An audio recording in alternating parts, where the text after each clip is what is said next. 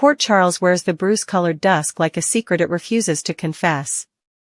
Sirens will pass and conversations will quiet, but the vibration of what happened to Drew never really fades. It lives in the grids of traffic lights that stayed red a second too long, in the parking lot cameras that blinked out at precisely the wrong minute, in the uneasy glances traded across a hospital corridor where memory and motive share the same oxygen. The city has a way of turning shock into ritual: flowers on a railing, whispers in a lobby, a police report drafted with careful restraint, yet beneath all of it is a harder truth: everyone believes the version of events that saves them. And this week, the struggle to decide which version will survive the sunlight turns personal for almost everyone who matters. Harrison Chase and Dante Falconeri begin the week not by kicking down doors but by trading fragments, the kind of small, unglamorous clues that end up defining a case. A ballistic variance that shouldn't be there but is. A car that appears on a side street 3 minutes before the gunshots and again 13 minutes after. A burner phone ping that hops indecently from the riverfront to a warehouse district and then, inexplicably, to a luxury condo tower where no burner belongs. They talk in that clipped, shorthand rhythm that comes from mutual respect and shared fatigue, and each detail they hand off feels like a key that may belong to a lock they haven't found yet. For Chase, the file is a problem to be solved; for Dante, it's a test he refuses to fail. The map on the whiteboard grows more crowded, dots and lines and times, until the pattern begins to suggest something organized rather than impulsive, something curated to misdirect. An accident can be messy, a frame-up is tidy. Drew is done being anyone's victim. He wears his bandages like a promise and talks about the future as if the body could be bullied into faster healing by blunt force will. To friends he insists that justice is the only acceptable outcome. To himself he admits that catching the person who pulled the trigger won't be enough. He wants the architect, the financier, the mind who turned anger into action. In that private calculus, one name refuses to move: Michael. It isn't that the past has been spotless, no life in Port Charles is, but the arithmetic of grudges, corporate feints, and moral injury lands in a number that looks like motive. So Drew channels his restlessness into strategy. He prods, he pressures, he plants questions where they will take root. He is not above theatrics. More than once this town has learned that the fastest way to force the truth to the surface is to convince a liar he's already safe. But strategy only matters when the board isn't rigged, and Drew is starting to sense the unpleasant truth that someone is greasing the hinges of every door he tries to open. Enter Sonny Corinthos, who has never needed a courtroom to render a verdict. The rules of his world are exquisitely simple: protect your own, and protect the balance that keeps the city from eating itself alive. Brick moves like a rumor made flesh, present, precise, impossible to pin to paper, and the things he arranges never look like bribes.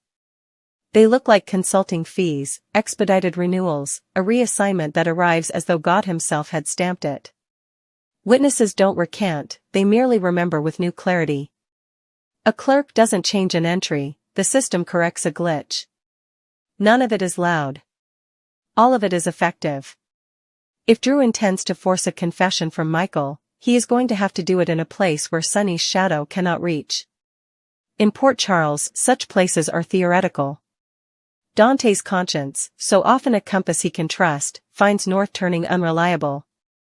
It is one thing to be a cop in a town that negotiates with its devils. It is another to discover that the very evidence you've sworn to shepherd is being walked around on a leash by men who think in terms of leverage, not law.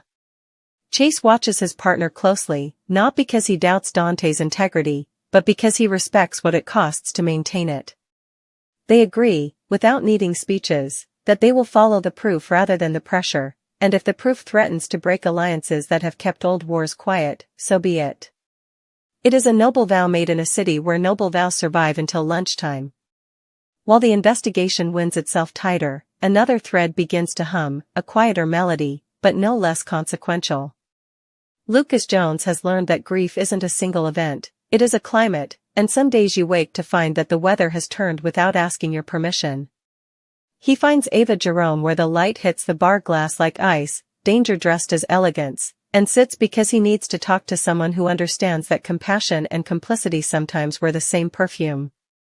He wants to say Brad's name without the rest of the sentence choking him. He wants to ask whether forgiveness is a virtue or a habit you cultivate to excuse your own loneliness. Ava has never been anyone's confessor, but she knows how to listen in a way that makes telling the truth feel like a win. He talks, and she lets the silence do part of the work.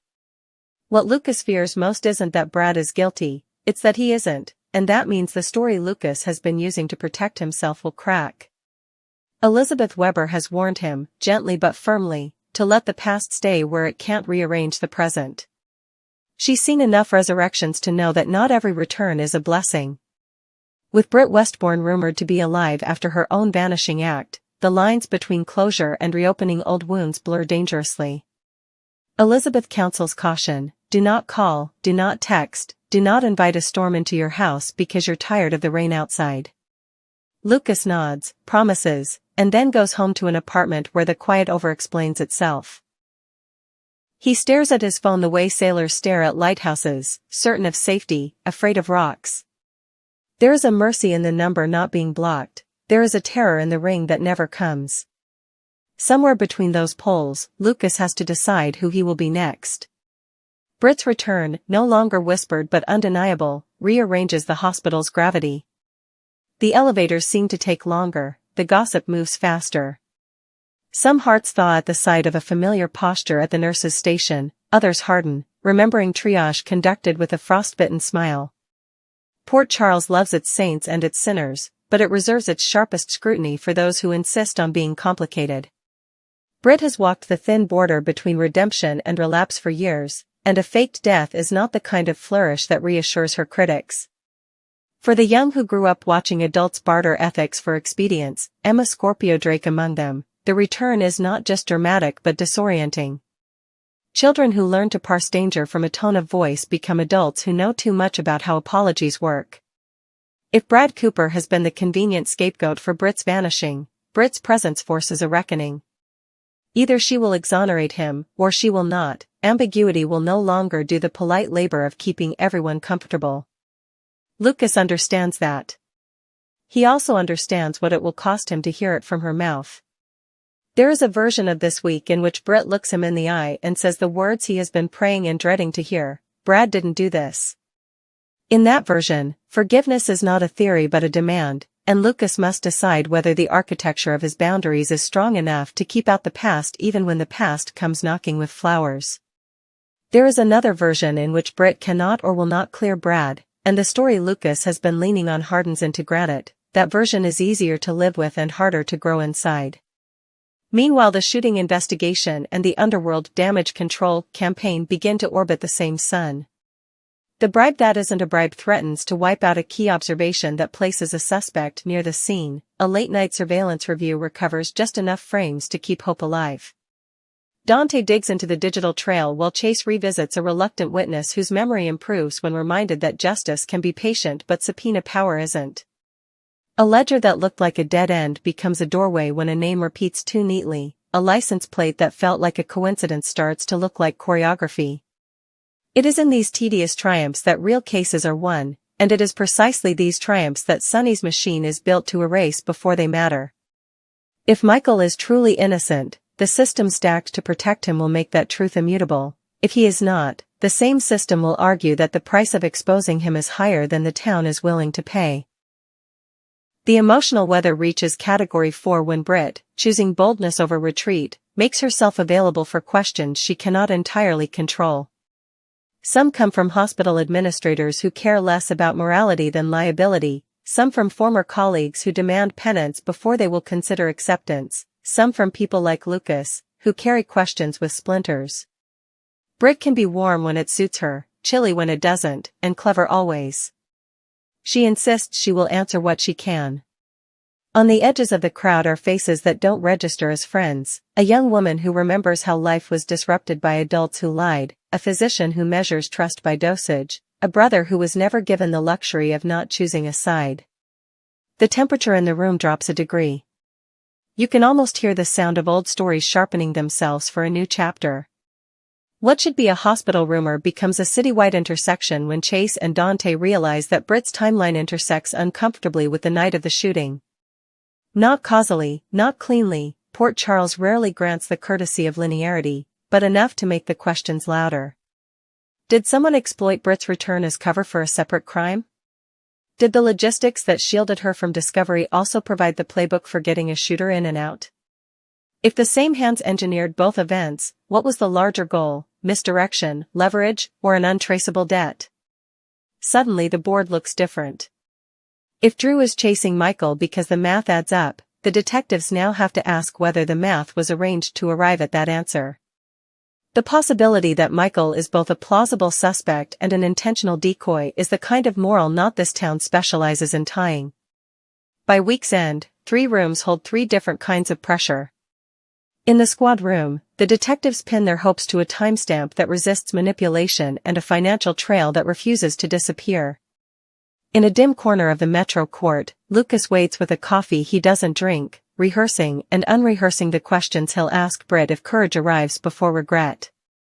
In a back office where favors are counted like currency, Brick reports that a variable has changed, a witness who was supposed to soften has become brittle, a payoff that was meant to vanish has developed a paper cut visible to the wrong pair of eyes.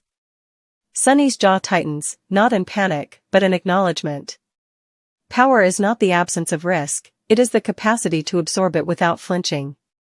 He will flinch when family is threatened. He has built an empire to ensure that happens as rarely as possible. The confrontation everyone expects, a clean, theatrical collision that decides everything, does not arrive on schedule. Instead, we get the more honest version, a series of small, telling collisions that change the angle of the story by degrees. Dante chooses to risk a personal truce to secure a professional truth, and for a second you can see the exact weight of that choice in his shoulders. Chase adds a note to the case file that will either be hailed as insightful or dismissed as overreach, depending on who wins. Britt catches Lucas's eye and nods, an invitation, or a simple acknowledgement that ghosts do not have to haunt when they can explain.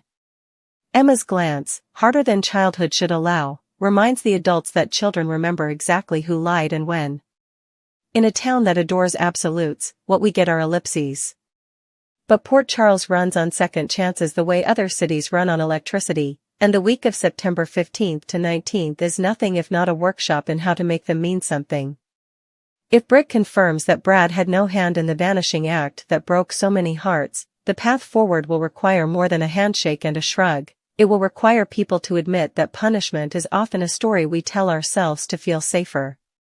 If she cannot clear him, some will exhale relief they should be ashamed of feeling, while others will redouble their private investigations until the truth, however inconvenient, is undeniable. If Sonny's efforts bottle up the case long enough to protect Michael, the detectives will have to choose between the quick victory and the durable one, the headline and the conviction.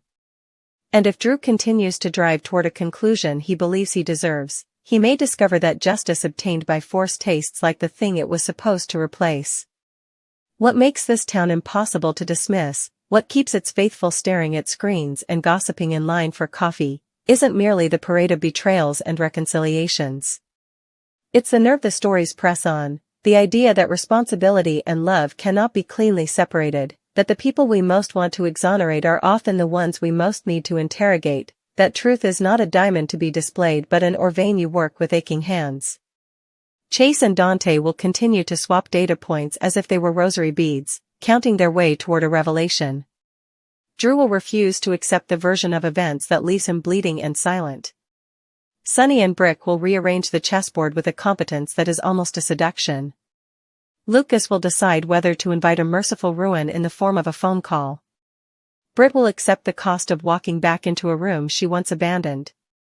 And Emma, clear-eyed, unblinking, will be the one to remind us all that adults can choose their narratives, but consequences prefer the truth. So no, the city will not confess its secret tonight. It will do what it always does, keep its bargains, pay its debts, surprise its believers, and punish its cynics. But somewhere between a surveillance timestamp that won't fade and a confession that might yet arrive, a shape is forming. The outline of a week that could change everything without announcing that it intended to. In Port Charles, change rarely arrives as a thunderclap, it slips in through the service entrance, takes a clipboard, and pretends it was always supposed to be here. The rest of us recognize it only later, when the coffee tastes different and the air in the hospital corridors no longer hums with the same low, unnameable fear. And when that day comes, the story will tell us who we have been, and the choices we made when the light turned bluer and someone we loved finally answered the phone.